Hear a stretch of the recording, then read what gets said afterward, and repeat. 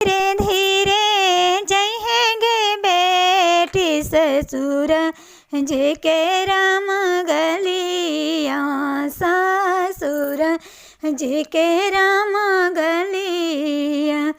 Mummy छोड़ी जहेंगे बेटी पापा रे छोड़ी राम जई है पापा रे छोड़ी राम जई है।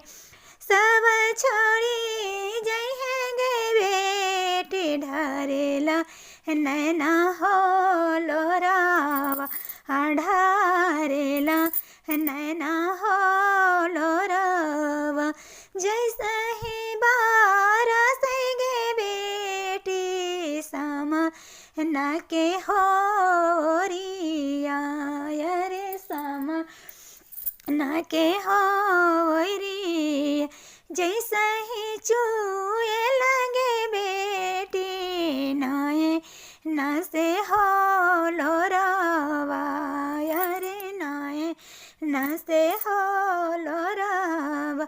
जैसा ही फाटे लगे बेटी खीरा वैसे हो ककड़ी वैसा ही फाटे लगे बेटी हमारा हो कार जवा।